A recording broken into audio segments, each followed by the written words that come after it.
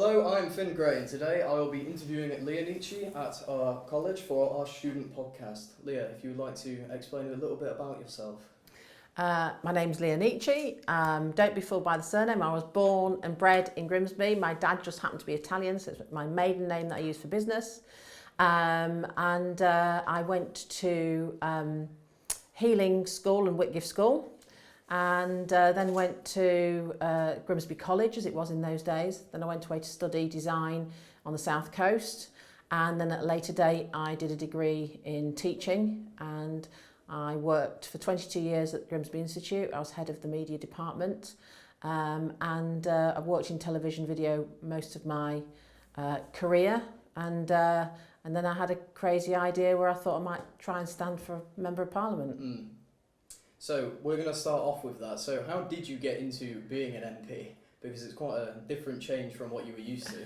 It was rather random. I've always done things to try and put a bit back into my local community. So in about 2000, I'd grown up a lot of my life in Laceby, so I thought I'll join the parish council because I didn't feel that they were doing things that people really wanted at that point.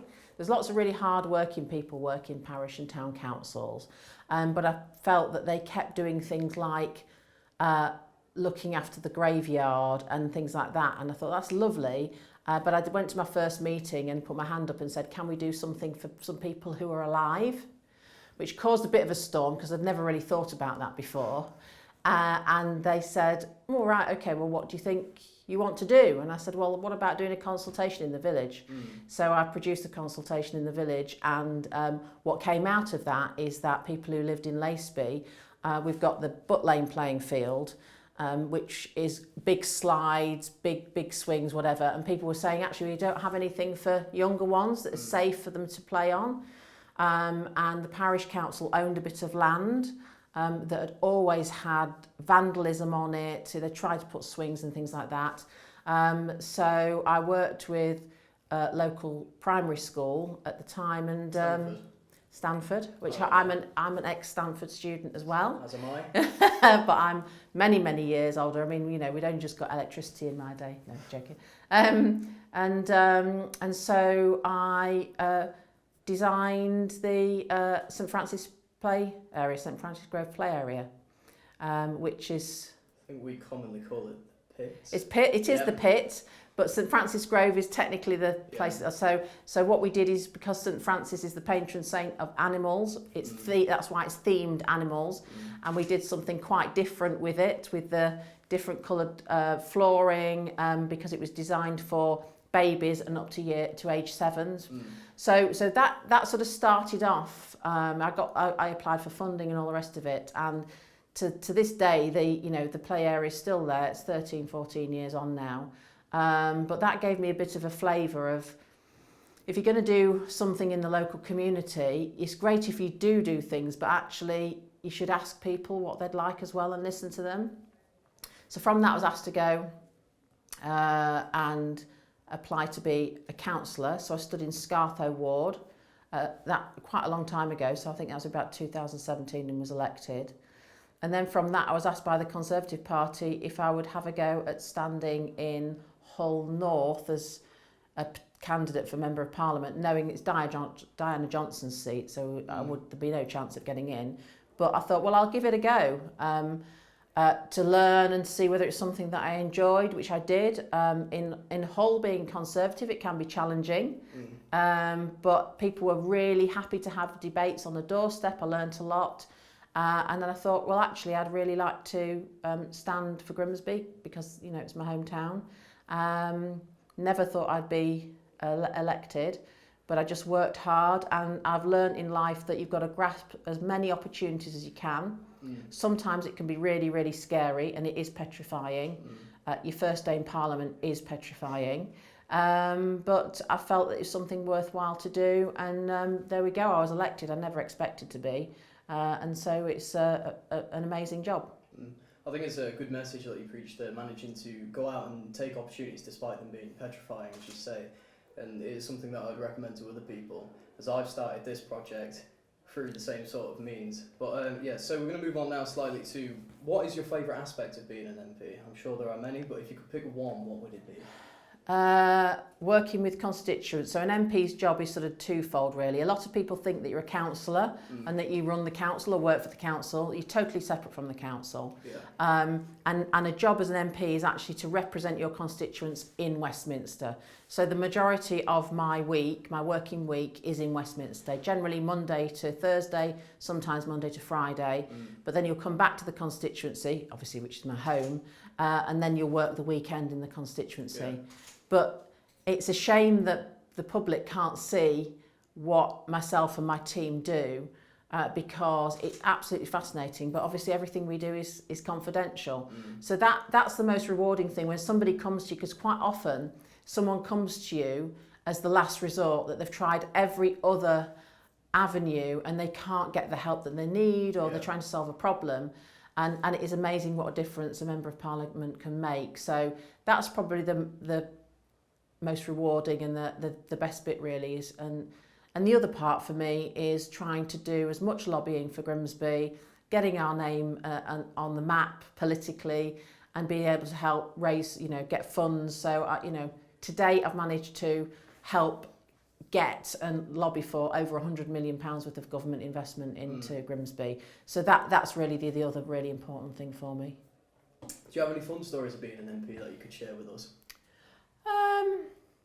Yeah, I mean, everybody thinks that we're all partying all the time, and we're really not.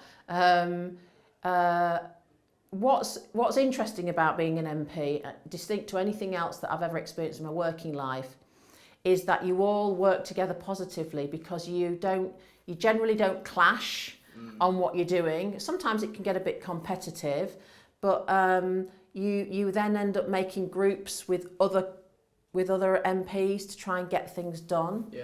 Like a clan of MPs. Yeah, and sometimes that can be cross-party, and sometimes that's within your own party. But really, being an MP and getting things done is a team game. Yeah. It's if there are any funny stories, I don't know if there are any particularly funny stories, but just bizarrely, last February, I got a call from number 10 saying we needed to come to number 10. I didn't know why, and then Boris Johnson walked into a room with two other colleagues, and he said, "I want you to be my parliamentary private secretaries." When you go into number 10, before you've got a number 10 pass, you have to leave your phone at the door.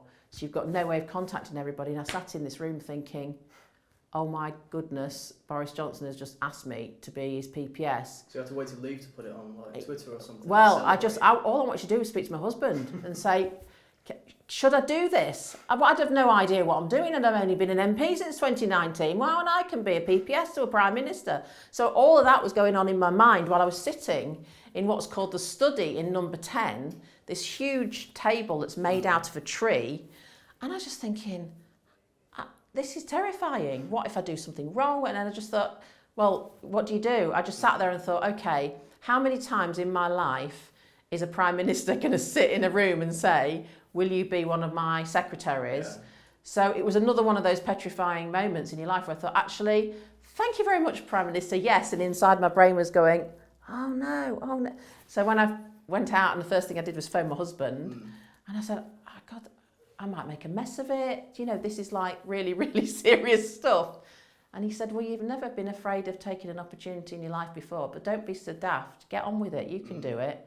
And so again, it's another example of family, friends, associates, lecturers, teachers, who any time in your life, what I've learned in life is sometimes it can be petrifying, but the thought of something is much more petrifying than getting stuck in and doing it. Yeah. And so again, and it was that's led to having so many contacts. It's really helped Grimsby because, I went into cabinet meetings every Tuesday morning. I met people and had breakfast with people and a cup of tea with people who are Secretaries of State. So that familiarity and that knowledge of how I work and knowing them really helps the constituency. Well, this sort of links to our next question, but would that be your most memorable moment of being an MP, or do you have a different one you could share with us? I think so. I think that was the most memorable moment. But so for me, like you say, as a PPS for a Prime Minister, you go into cabinet meetings. It's pretty high sort of. It's a bit of a high bar, isn't it? Yeah. From someone who was born in Grimsby and never, I just went for a punt to see if I thought I could be a good MP. I'm stroppy enough. I can go and fight for things. To be in number 10 every Tuesday morning and working and listening to what's happening and being where all the decisions are made.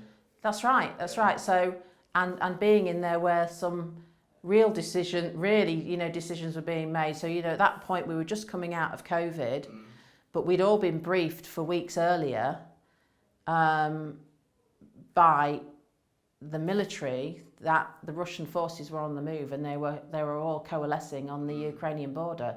So this is the thing that people forget, is that while all of this nonsense is going on in the news, actually what's happening in cabinet room is very high level people are coming in and saying, Prime Minister, something's going down. Tanks are here and this is here and that's there and we're expecting that this is going to happen, blah, blah, blah. And I don't think people realise that kind of thing, that's what happens in government. And I have to say, if you watch something like a James Bond movie and you think it's all nonsense, I've realised that lots of what happens in government is closer to a James Bond movie than I ever would have given credit for before. Q&M, like the leader of the MI6. But yeah, so we're going to move on now slightly to what would you say your best achievement for Grimsby and its people has been? I think so far it's getting the regeneration money and actually getting politically starting to get us on the map, because what's that starting to do now? But people don't really know a great deal about it because our media is incredibly cynical now. But we have got more investment coming into the town now than we've ever had probably in 50 years. Yeah. So although it seems slow to people, it's starting to happen. And people are starting to see Grimsby in a different light. I was at an event earlier this week where there are big business people who are all saying to me, I've got a company that is going to be investing in Grimsby. Oh, I came to Grimsby and isn't it wonderful? As if it's some kind of shock. But our brand has been so depressed for so long that we have Grim in the name. Well, we do have Grim in the name, but I just wish that quite often that local people would realise why we're called Grimsby. We have got a really long history. And what I do with students who come, I had some students from Havelock came to see me yesterday, and had Wybers Ward students came to me last week, or a week before last. In 1295, there was something called the New Model Parliament, where a modern way of working, where you had burgesses from all around the country came down to Westminster to, effectively, it was the start of, say, modern Parliament. And Great Grimsby was one of those first constituencies that came down with 2 burgesses to represent us. And if you ever visit Parliament, just off Westminster Hall is the St Stephen's Hall, and the Great Grimsby coat of arms is in that window. And so every time a student comes or a visitor comes, I can say, this is how important Grimsby has been for hundreds of years, if not millennia or more. And we need to get back to understanding geographically, the historic skills we've got are really important. That's why we've got the biggest operations and maintenance base in Grimsby with RWE and Ørsted, because geographically we're exactly the right place. The same is going to happen with carbon capture and storage. There are so many opportunities. It's time now for everybody to start thinking about it, because you can have a very good living here and stay at home, and I can only hopefully see that good things are going to develop from this period in our political history, really. I'm just going to move on slightly from one of the questions that we had lined up about the Freshney Valley development. And for those that don't know, it's a multi-phase plan where phase 1 involves the construction of over 3,700 new dwellings, with plans to construct the Western Relief Road, a 50-mile-an-hour road with a 7.3 metre diameter.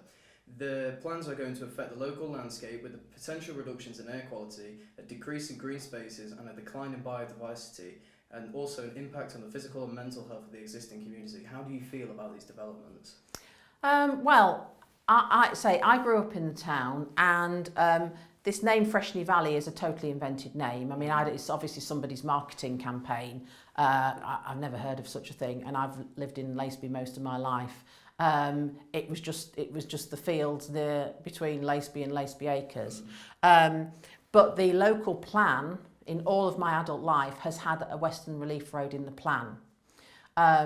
Now, it's not council land, it's privately owned, and if a private owner of the land wants to develop it, then that's where it's important that the local public, if they don't want it to happen, need to make sure that they are consulting whenever something comes up. I had a discussion with constituents last year about it, and when I was a resident before I was a councillor, I made sure I went to as many consultations as I could go. Sometimes I would book half a day off work to go and have a look and put my opinion in there. Now, some people said, oh, well, it's not that easy. Well, no, but anything important isn't that easy. If people don't want something to happen, then they need to get involved and actually say on a consultation, no, we don't want something. However, what I would say is in this area, we need more housing.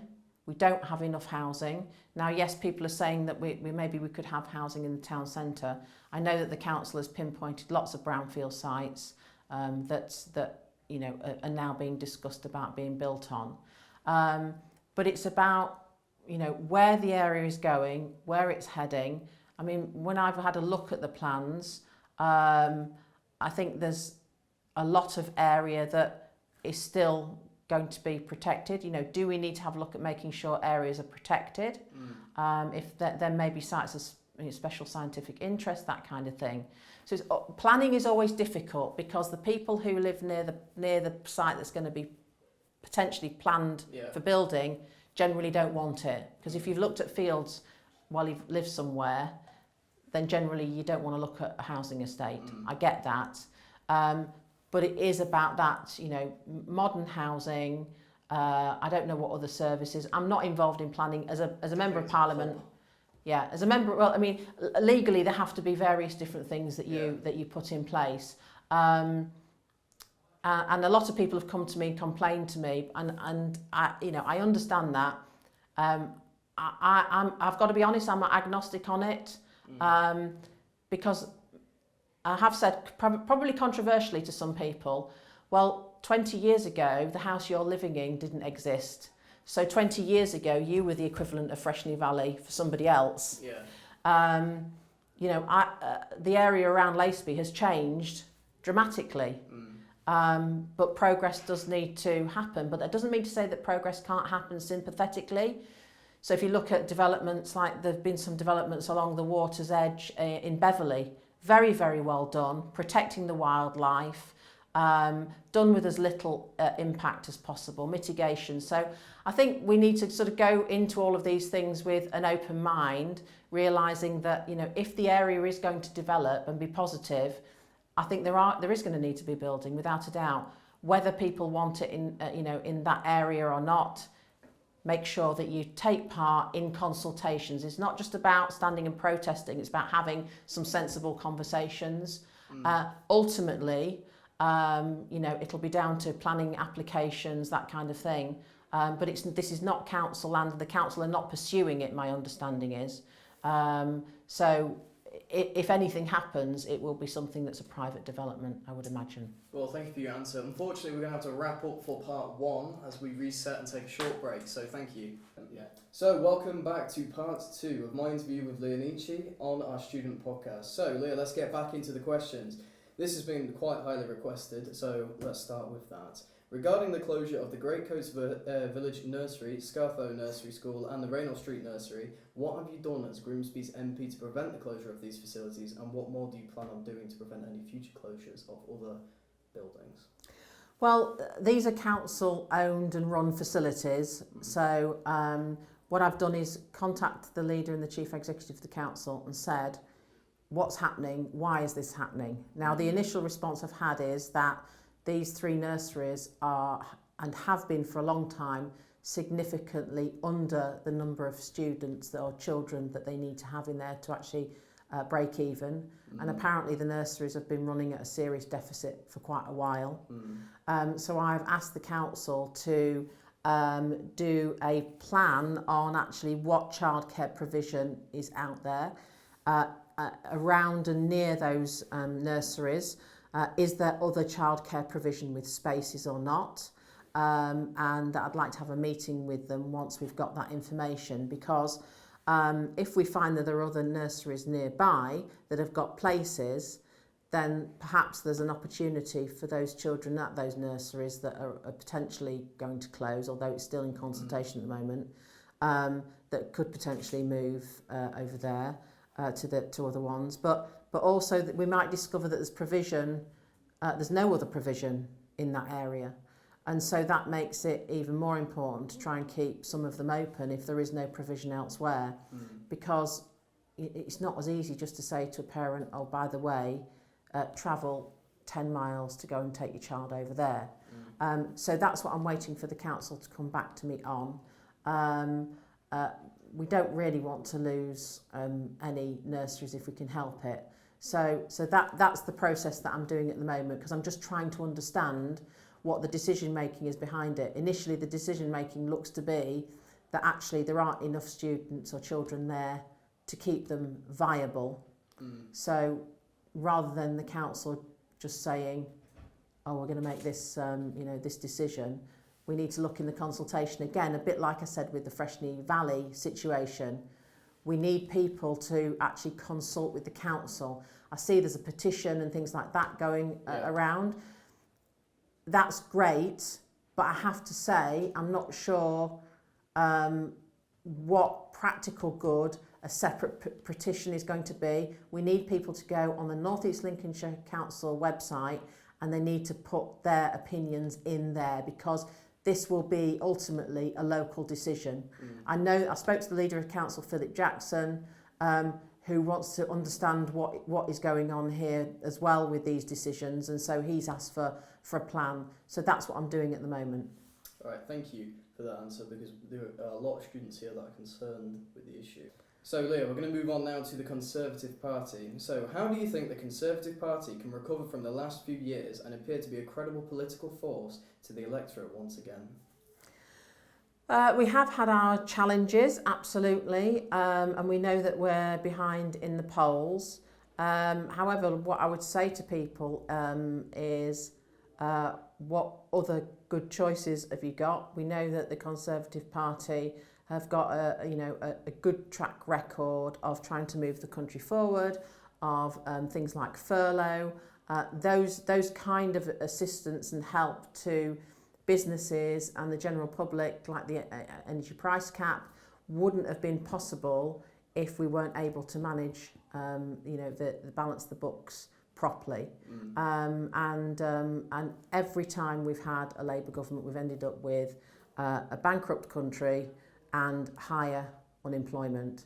So, they're really serious facts that nobody on the doorstep, when I go out every week and I go and knock on doors and I talk to residents, obviously I'm talking to constituents all the time, people are wanting us to actually get ourselves in order, stop squabbling with each other and get on, with running the country rather than navel gazing all of the time.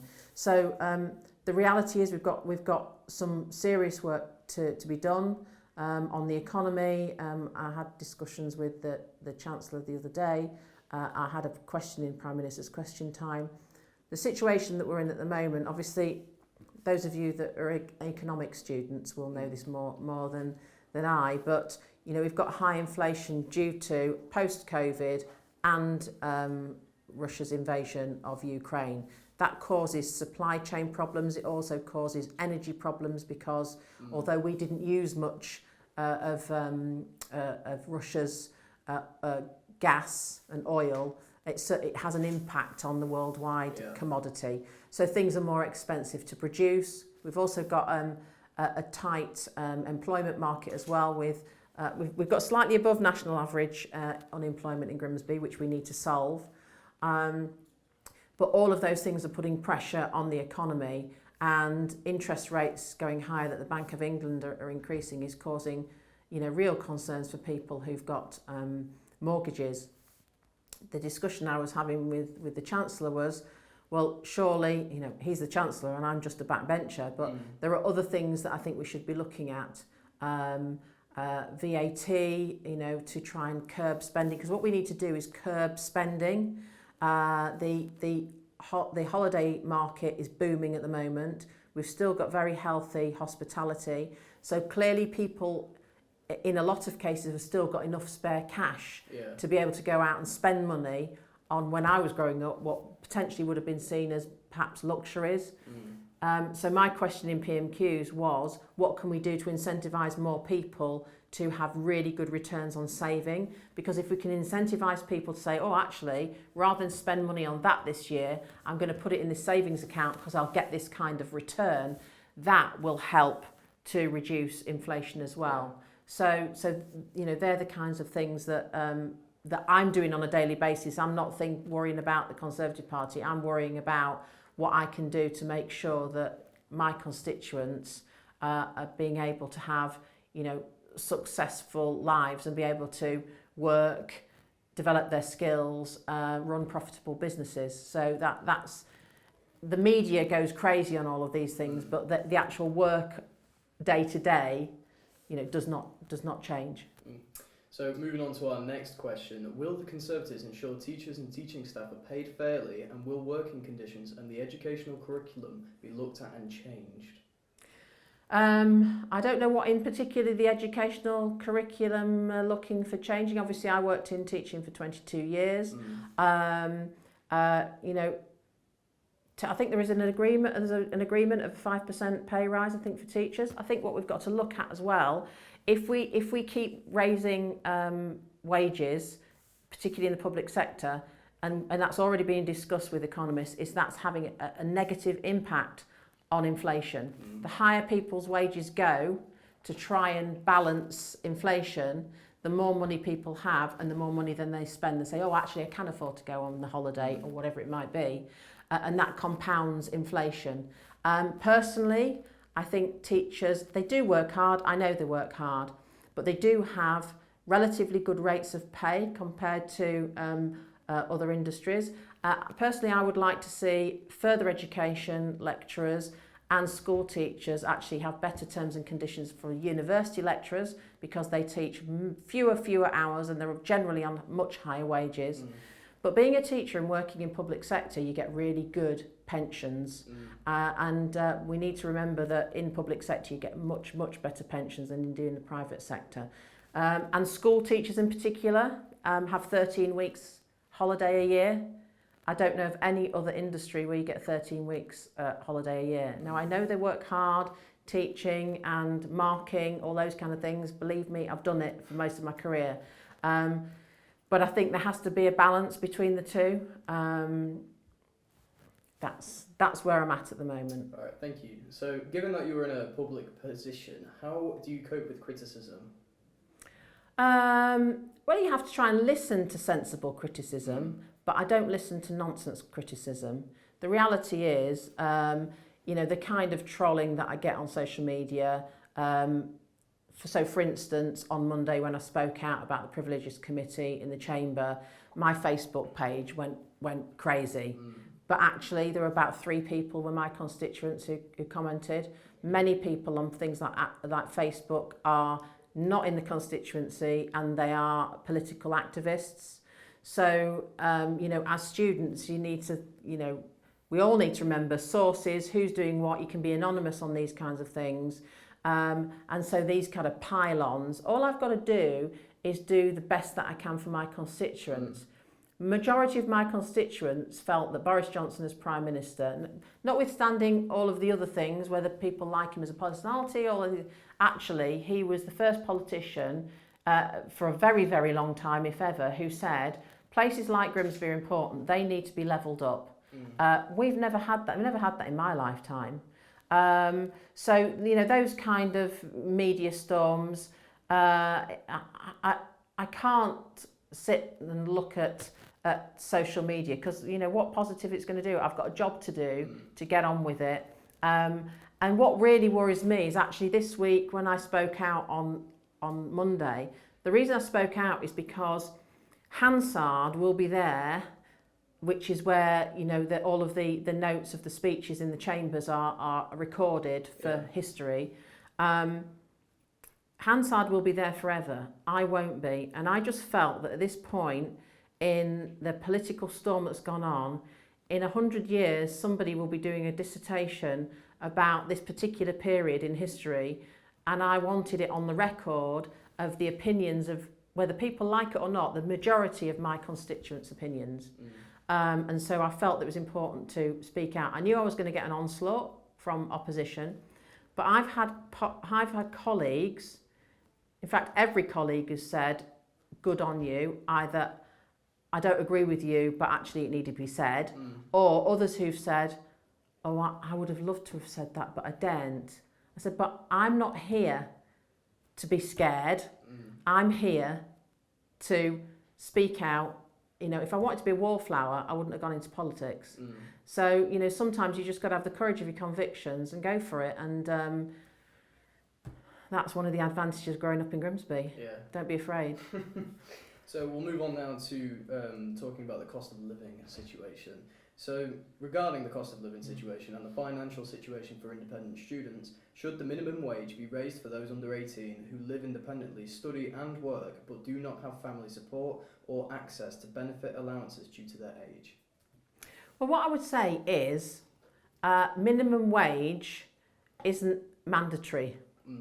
So if you are younger, then actually talk to your employer. Because actually minimum wage isn't something that you're saying, oh, I'm paying you a minimum wage because the government says so. Actually, you should be paid what you're worth, not because of your age. So, go and talk to your employer. It's like merit-based pay or something. Well, like that. all pay is merit-based, pretty much. That's the reality. Maybe people say to me, "Oh, you paid a lot of money as an MP." Well, come and be an MP and see whether you think you get value for money. It's long hours. It's a tough job. You're exposed all of the time. But that if it was a lesser pay, then people wouldn't do it.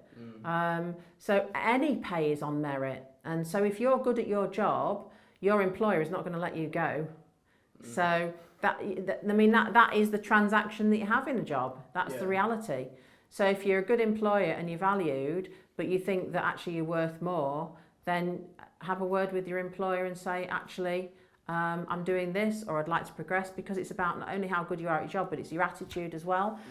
If people want help in being, because I know it can be difficult to be brave like that, that's the kind of thing that I can help guide people on and maybe get them to get a bit of support on, because generally women are still in this day and age paid significantly less than men, and that's because generally women do not go and ask for pay rises, but generally men do.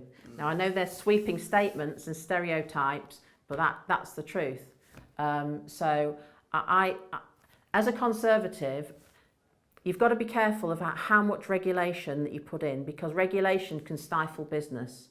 So a good business person who is running a business as a responsible employer, and they've got somebody who's really good that they don't want to lose, especially in this tight economic market where there's lots of headhunting going on, a good employer will not want to lose a member of staff and will want to pay them what they think they're worth and what they can afford to pay them.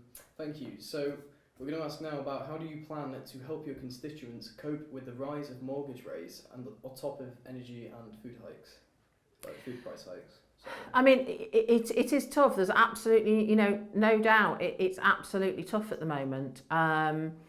As an MP, my job is to lobby government ministers to try and get policies changed. Hence, one of my questions at PMQs. You only get a very small amount of time at PMQs, so you've got to pick and choose different questions, use that as a way to then link in with colleagues. So hence, I've been talking to the Chancellor about what can we do that's different, that doesn't just hit people who own homes. As a constituent, as a Conservative, I want people to own more, more homeowners out there. And so I don't believe, although I'm not an economist, I think it's too much of a one size fits all. It's only hitting people who own their own homes. Now, a lot of people say, well, that's the more affluent people, but in places like Grimsby, you tend to be a homeowner than not because of the price of properties here. The government has helped with the energy price cap, so that has saved people, thousands of pounds. But we do need to be in a position where perhaps, again, I was talking to somebody the other day, do we need to put extra VAT on some purchases? I don't know. For instance, if a car is worth over £50,000, should we put VAT on that? Because potentially that's a luxury item, or a vehicle that is seen as a luxury that has terrible fuel consumption. Do we need to start to look at the tax system to incentivise people reducing their spend, but people who actually have got a lot more money reducing their spend? Because if you tax very high wealth in individuals, what you end up doing is they make business decisions that will be to the detriment of the UK. So we know at the moment with our tax system that the top 14% earners in this country pay 50% to 52% of all of the tax income. So we don't want to lose those top 14% because they have such a huge impact on everything. So these are all the kind of conversations that people don't see that are going on in the background. And that's what's great when constituents come to me. I've got a letter to answer later on this weekend of a gentleman who's written me, I think something like 10 pages about all these different things. And what I'll do is sit and work through them all, probably have a telephone conversation with him, and I'll write back to him and I'll tell him what I'm going to do, what ministers I'm going to speak to. Because people do have a lot of experience, a life experience, and they've got valid opinions, and so I try and represent them in the meetings I have with ministers. Thank you. So we're going to conclude for part 2 as we reset and take a break. Thank you. Hello and welcome back to part 3 of my interview with Lia Nici. Here we go. So, our first question, so this is regarding Partygate. So, why did you abstain from the vote on the Partygate report from the Committee of Privileges chaired by Harriet Hartman finding Boris Johnson guilty of lying to the House of Commons? It was a protest vote. A protest vote. Can you elaborate as to what that is for people that don't know? Well, I mean, obviously you've got, when you vote, you can vote yes, no, or you can either decide not to vote at all, or what you can do is vote in the I lobby and vote in the no lobby and actually abstain effectively as well. I abstained because some colleagues who were torn as to what to do didn't want me to vote no. And so I agreed that I didn't want to put colleagues under pressure, and so I chose a protest vote, abstaining. The media, love to kick Boris Johnson. He's great for clicks. He makes people angry, as we all know from algorithms in social media. That's why so many people are angry on social media. Is the algorithms are designed to create outrage. That's what we know that from the Facebook inquiries that have gone on, Meta, things like that.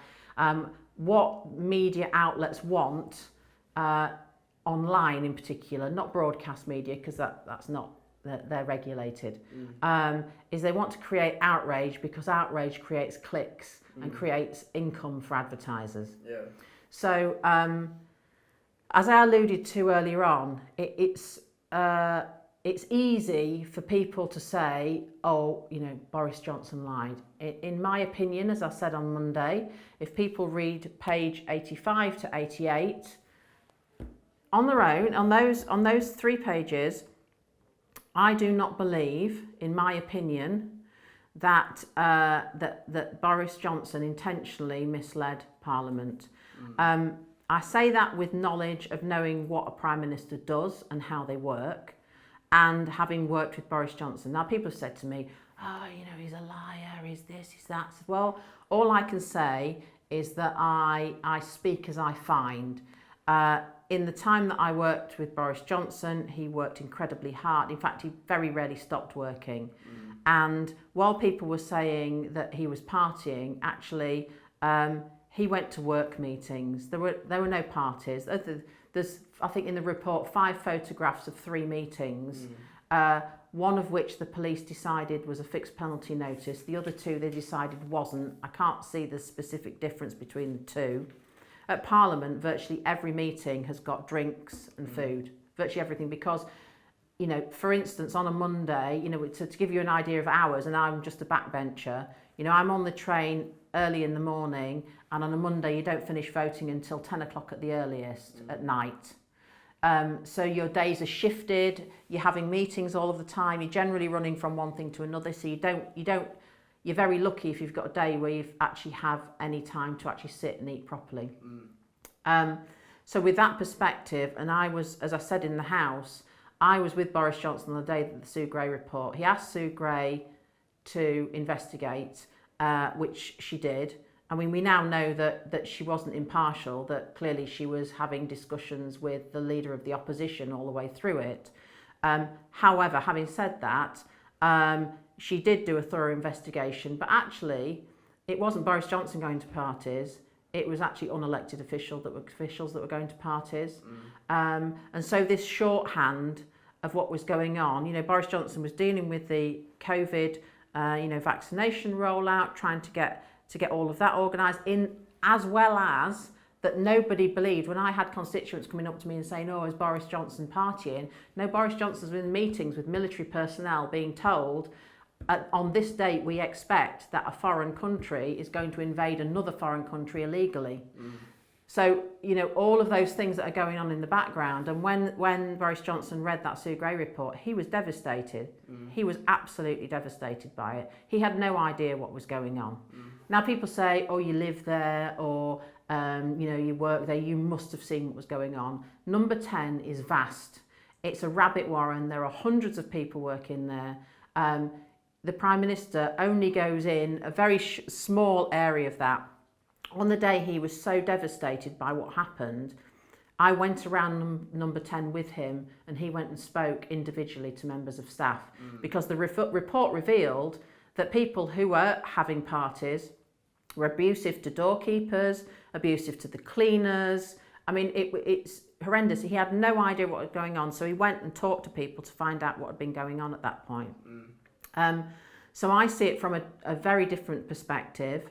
I don't understand how Boris Johnson, being in number 10 where he lives and works, and having meetings that had food and drink, yet Keir Starmer and Angela Rayner can travel 400 miles to go and have a beer and a curry, yet that police force decided that that was okay in a lockdown. So I just felt that it needed to be on the record that this whole idea of Boris Johnson partying, I don't think is credible, and any Prime Minister does not go to the dispatch box without being briefed by a whole range of advisors, some of them lawyers, who say to the Prime Minister, that is your line. Is that correct? Yes, that's correct, Prime Minister. That is the line that I need to go out with. That is what's going on. That's the truth. That's what you need to do. That's the context. And, you know, headlines are great, but you've got to look at the reality of what, in my opinion, what was going on. Thank you. So that concludes our interview. Thank you very much, Leah, for joining me. I hope you had a good time. You can watch this somewhere. We still haven't figured out where, but it will be coming to you soon.